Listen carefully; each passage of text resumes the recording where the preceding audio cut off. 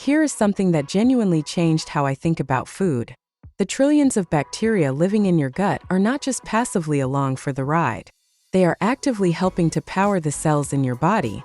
There is a direct physical connection between what you put on your plate, the microbes in your gut, and the energy factories inside your cells. Scientists are only recently piecing together how deep this connection runs, and today I want to walk you through it, because it is one of the most fascinating areas in health right now. Let me start with what your gut bacteria actually do with your food. When you eat fiber, the kind found in vegetables, beans, whole grains, and fruit, your own body cannot fully digest it. But the bacteria in your large intestine can. They ferment that fiber, and in the process they produce a family of compounds called short-chain fatty acids. The three main ones are acetate, propionate, and butyrate in particular is a bit of a star. Here is the part that connects directly to this channel. Butyrate is not a waste product. It is fuel. The cells that line your colon, your gut wall, actually run their mitochondria on butyrate. In fact, butyrate and its fellow short-chain fatty acids provide an estimated 60 to 70% of the energy those gut lining cells use every day.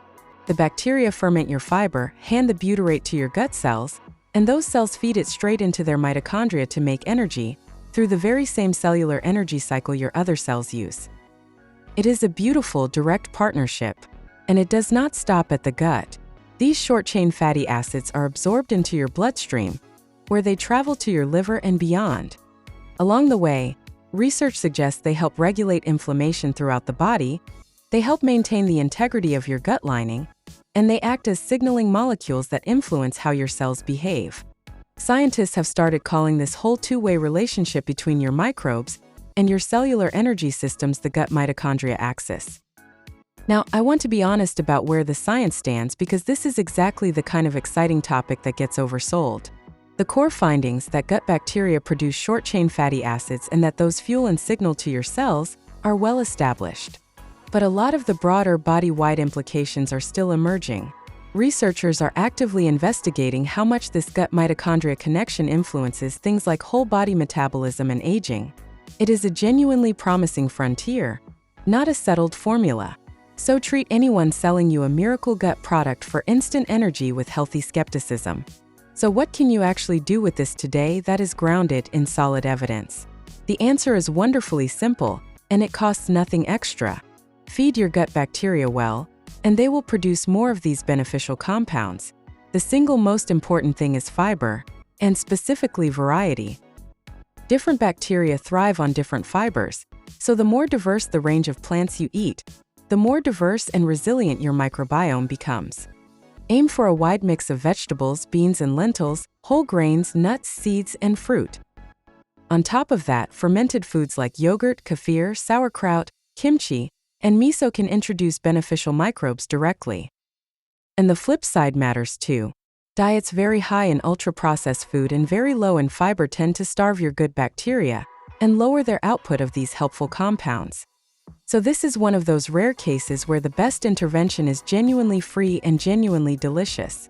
Eat a wide variety of plants, include some fermented foods, and you are directly supporting the bacteria that help power your cells. So how does a supplement like Mitochondrial fit into a picture like this? From a different and complementary direction, and I want to be precise. Mitochondrial does not act on your gut bacteria. It is not a probiotic, it is not a fiber, and I am not going to imply it does what a fiber-rich diet does for your microbiome. What Mitochondrial does is support the other end of this relationship, the mitochondria themselves. Its CoQ10 plays a direct role in how your cells generate energy, and its PQQ has been researched for supporting mitochondrial biogenesis. So you can think of it like this.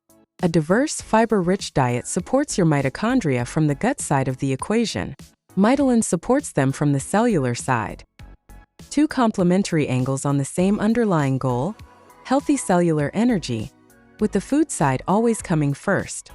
Feed your gut well, support your cells, and let the two work together.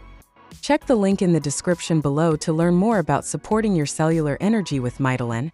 And if you found this to be fascinating, hit subscribe. Every week we break down the real cellular science of healthy energy in plain language you can actually use. We post every morning. I want to be fully transparent with you. The link in the description below is an affiliate link. I might earn a small commission at no extra cost to you. I only share what I genuinely think is helpful. This video is for educational purposes only and is not intended as medical advice. Always consult a qualified healthcare professional before making changes to your diet or lifestyle.